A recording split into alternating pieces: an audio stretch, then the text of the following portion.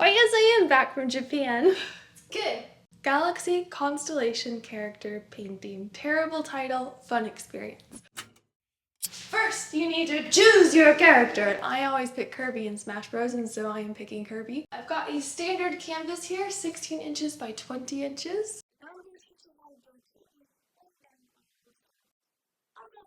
We're going to start by drawing a half circle in the middle of the canvas, and we're going to twist it a little bit. So that left side should be a little bit lower than the right side over there. I put a curved dash in the middle, and I'm doubling the line about 1 centimeter out. This is how thick the outline is going to be. The arm on the left side is going to be another half circle, this time closer to the body, and the other one I'm going to elongate a little bit so it's a little bit more flat. And this is the starting shape we should have. Next, for Kirby's foot, I'm going to start it about here at the top, and it's essentially an oval that's twisted into the body. There we go, and now for the eye. The first eye I'm going to put literally in the middle there, and we're going to space it out about 1/3 way up, maybe a little bit more towards the base. We're going to center the other eye on the right, make it about the same length, but we're going to curve it this time to match Kirby's curved body, just a little bit. And here are the shapes for Kirby's pupils. You have an oval up top and a half moon on the base. For the star, we're going to place 5 line marks. So we're going to go straight down from his first arm. Then for the other arm, we're going to go diagonally across. From the foot, we're going to go straight across. From this section, we're going to go up diagonally again. So I've made 5 points, and I'm going to connect those points into a star shape. The point in the front is going to be larger than the point in the back to give it perspective. I'm going to erase any unused lines, and then here is our Kirby sketch. And now we are going to paint in the outlines, accepting that we are going to paint them in again at the end as well. Now for the paint. Here's the color I'm using for Kirby's outline. The outline is so essential to this piece that I really want to make sure it stays right and doesn't get warped later on. I'd rather paint inside the lines than have to fix the lineage later. And we're going to do a top coat the lines anyway, so it doesn't matter, we just want to make sure that the lines stay clean and keep their shape. I will say, sometimes these simpler pieces are very difficult because you do want to make the lines perfect, and that's hard to do. And here's the color for the star outline.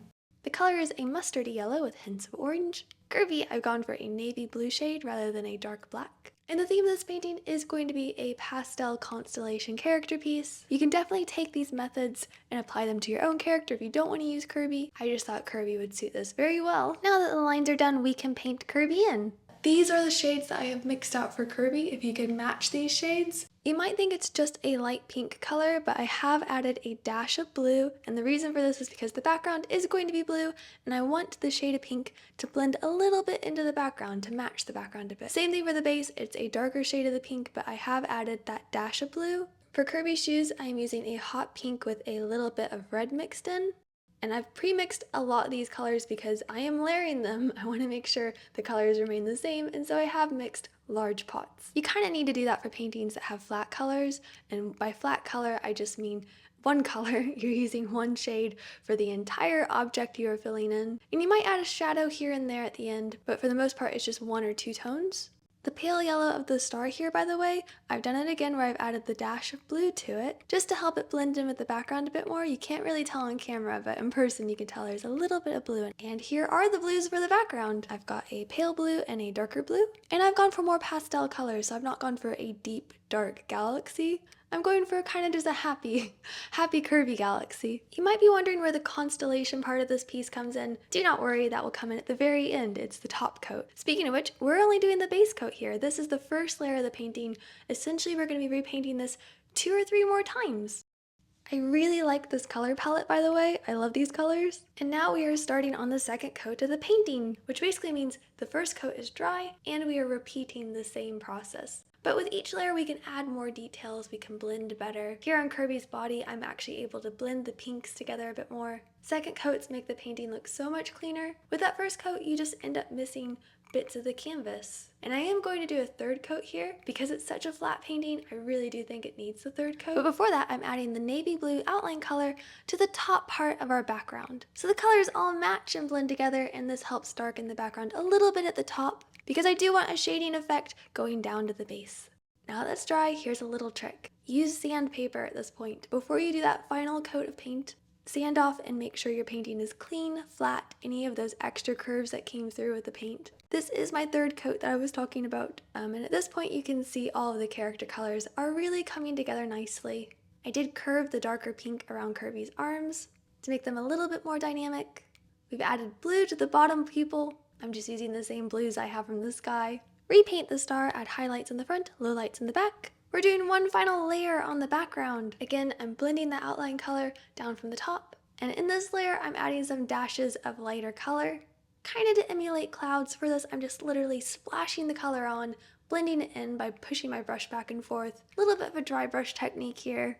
And now for the part I have been waiting for, which is cleaning up those outlines.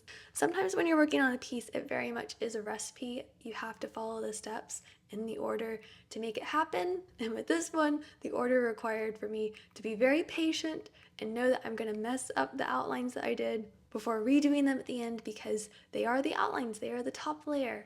I am going to be lining some of the stars along the outline, so the outline is very essential in this piece.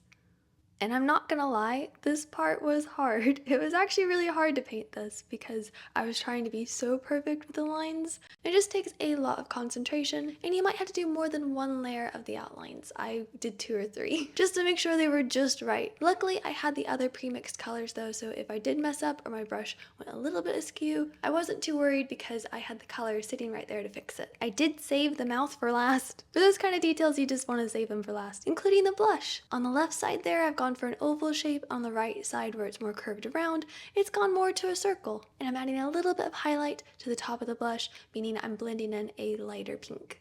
Just a few more details, a few more cleanups. I will be saving these paint colors to use later, do not worry. And then we add the stars. For the stars, I'm doing this so simple. I'm just doing white dots. I'm making them different sizes and I'm putting them on the outline. You might think we'll be connecting these dots. No, we will not. This is just for artistic purpose. It'll look cool in the end though. Once I'm done with these dots, I'm going to add some smaller dots that are a bit more faded, actually on Kirby. I have watered down the white paint though, and so they should blend a bit more and fade into the background a bit more once they dry.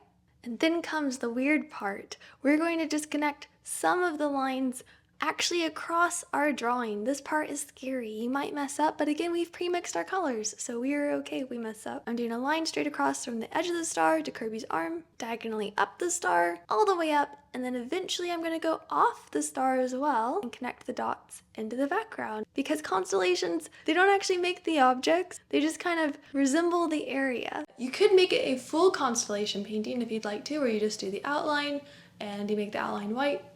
Very simple. I decided to add color because I think it makes the painting pop more and a little bit more dynamic, but each to your own. You can absolutely do whatever you'd like to. And so here we are, we could be done, but I am using an airbrush now because I do want the stars to look like they're glowing. I highly recommend getting an airbrush if you don't have one already. They come in so handy, they're very easy to use. You just water down your paint, you put it inside, and you can have this really nice glowy effect. Easily make clouds, all these other things. If you don't have an airbrush though, you can use a sponge at this point. Again, water down your white paint, sponge it on, mix it around, dry brush it, just to give a bit of a glow. That airbrush just makes it, honestly. And here is the finished Kirby painting.